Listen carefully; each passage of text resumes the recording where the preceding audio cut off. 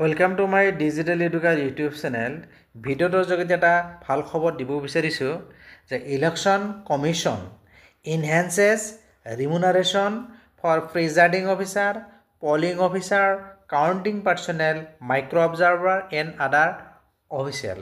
অৰ্থাৎ যিসকলে নিৰ্বাচনী দায়িত্ব পালন কৰে এজ এ প্ৰিজাইডিং অফিচাৰ হিচাপে নাইবা polling officer, counting personnel, micro' observer নাইবা বিভিন্ন নিৰ্বাচনৰ সময়ত বিভিন্ন দায়িত্ব পালন কৰে সেইসকলৰ কাৰণে এটা ভাল খবৰ আহিছে যে পাৰিতোষিক বৃদ্ধি কৰা হৈছে।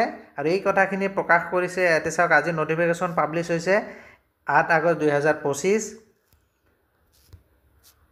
Issued by the chief electoral officer Assam.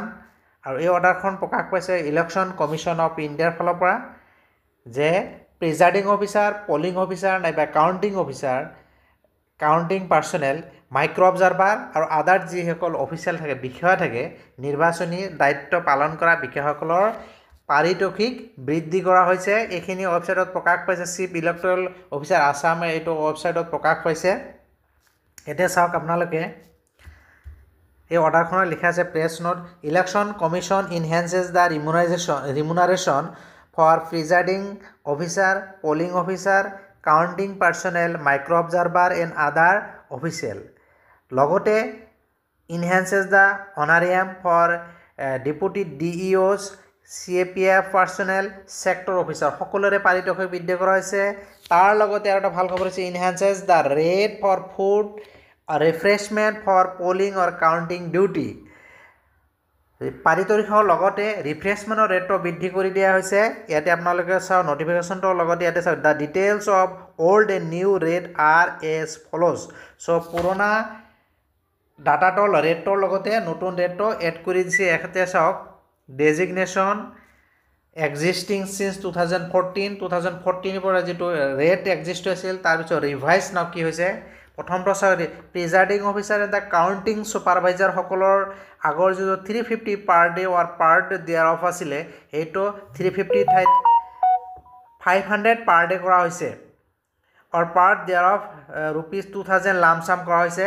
তাৰপিছত পলিং অফিচাৰবিলাক আছিলে 250 পাৰ ডে অৰ পাৰ দিয়াৰ অফ আছিলে, এইটো কৰা হৈছে 400 পাৰ ডে অৰ পাৰ দিয়াৰ অফ অৰ লামচাম 1600 লামচাম। এটাত চবৰে বৃদ্ধি কৰাইছে। কাউণ্টিং এছিষ্টেণ্টবিলাকৰ 250 ঠাইত 450 কৰি দিয়া হৈছে। গ্ৰেড 4 ইহঁতৰ আছিলে 200কে আছিলে, সেইটো 350 কৰিছে। ইয়াতে গোটেই চাৰ্টখন আছে। ইয়াৰ লগতে মাইক্ৰ' অবজাৰ্ভাৰবিলাকৰ 1000 লামচাম আছিলে, সেইটো 2000 লামচাম কৰিছে। এই গোটেইখিনিৰ ইয়াতে বৃদ্ধি পাইছে। লগতে ৰিফ্ৰেছমেণ্টো বৃদ্ধি কৰিছে, ফুড আৰু ৰিফ্ৰেছমেণ্টো বৃদ্ধি কৰাইছে।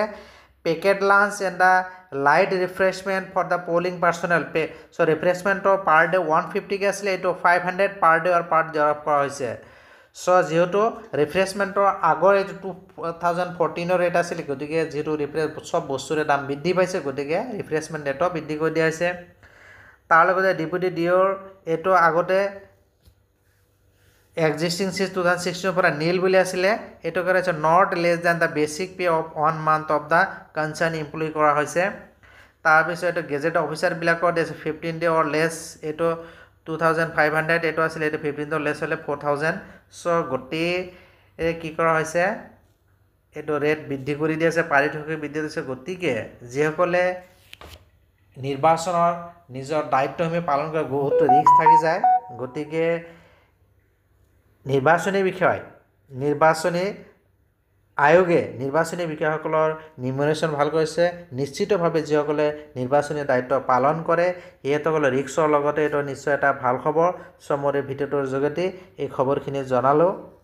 ভিডিঅ'টো ভাল লাগিলে লাইক আৰু শ্বেয়াৰ কৰিব। আৰু এনেকুৱা ধৰণৰ নতুন নতুন আপডেট পাবলৈ যিসকলে চেনেলটো এতিয়া ছাবস্ক্ৰাইব কৰা নাই, চেনেলটো ছাবস্ক্ৰাইব কৰি নটিফিকেশ্যন বেলটো অল কৰি দিব। Thank U.